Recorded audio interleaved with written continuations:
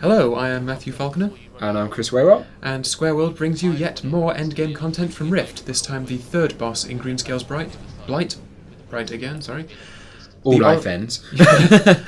The Oracle Aleria, not Aurelia, like I said before. Yeah, this fight, you'd want to split your melee and your magic DPS apart a little bit. And you really do want a rogue tank for this one, that's quite important, but we have two warriors. Numbers 1 and 2, are they just They're- trash? Well, no, I'll explain in a second. The fight starts with some absolutely terrible voice acting and a reference to Magic the Gathering. And then she spawns two werewolves. One is the Primal Werewolf, which you have to physical DPS down. The second is the Necrotic Werewolf, which you have to magic DPS down. I think, yeah. And the Necrotic Werewolf hits very hard, so your tank has to kite it, which is why a rogue tank would help on the Necrotic Werewolf. We're doing it with a warrior this time. It works out. The Primal Werewolf is just normal. You just have to kill it down. This is actually a very easy boss fight, I should point out. Doesn't look it, but okay. No, this is so much easier than that prick with the bombs. It really is. Okay, you see here someone pulses with necrotic energy. They have a debuff placed on them, and when the debuff expires, that character will explode, killing everyone they can see. Every friendly player they can see dies instantly. So they just face the other way?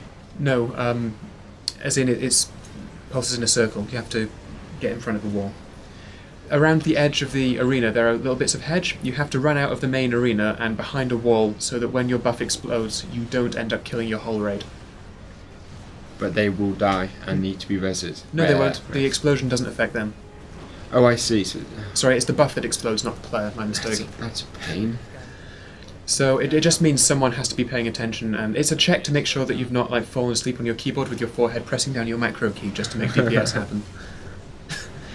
You need to kill the two werewolves at pretty much the same time as each other. Otherwise they'll enrage, and that can be quite difficult to manage, especially if your tank is only just geared up for this place. Our main tank is very, very good, so it's not that much of a worry here, but we still try and kill them with each other at the same time. You'll notice there are little ads spawning called the Invigorating Pollen, little yellow wisps. They are not allowed to reach the Primal Werewolf, or he'll get stronger. You need to kill them before they reach him. They don't go for the necrotic then? No, only the Primal Werewolf. Does anything go for the necrotic? No, he's strong enough by himself, which is why you have to kite him. Oh, so I'm guessing he's buffed a little. Yeah, Necrotic is a lot stronger than Primal, but Primal can grow stronger. You just have to manage it, that's all. You also can't hurt the Oracle at this first phase, not until both the werewolves But she are can dead. hurt you. I think she casts a few things out. I've never really been paying attention to her. She does appear to be casting. You'll notice at this point... Oh yeah, also, I think as far as I know, everyone except the person who's tanking the Necrotic Werewolf can get the Necrotic Energy debuff. Even the tank, which is what just happened there. Which means the tank actually has to pull the werewolf boss out of the arena so he doesn't end up killing the whole raid. That's annoying, isn't it? It's only the Primal, which is why the Primal Werewolf... Yeah. No, she's a werewolf. Yep, then she wolfs out. And then, basically, you tank her facing away from the raid, next to a wall so you can run out if you need to. And you just need to kill off the Invigorating Pollen before it reaches her. At this point, what you can do is you can get your second tank to aggro the pollen and pull them away. If the pollen gets aggroed by the tank, it doesn't actually go to the Oracle, and then she won't get stronger. That's an easier way to manage the pollen. That way you can AoE it down. So you don't have to end up focus killing each and every one of them. She has relatively little health. This is just tank. Christ, there's loads of pollen. Yeah, this is just tank and spank with pollen. Stormcallers are quite good for this fight, especially for this phase, because you'll end up doing a lot of damage to the pollens as well as her. Is there no point resurrecting those two dead? I think the second tank is getting rest. Oh, yeah, there you go. I think, yeah. Yeah, there we go. It depends. It can be a bit difficult if one healer has to run out of the fight and res someone who's behind a hedge. She'll continue to use the Necrotic Bomb on people as well. The necrotic... Oh, yes. Yeah, that big exploding debuff that kills everyone.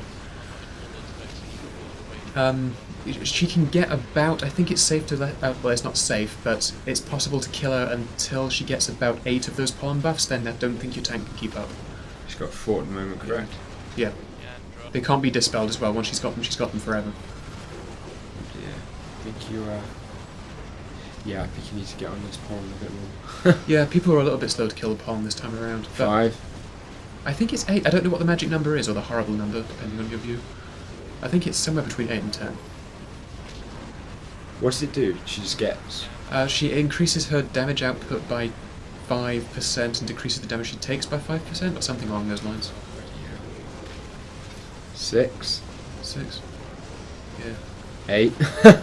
8. Okay, fine. She's yeah. You can see the tank taking some serious damage right about now. 9.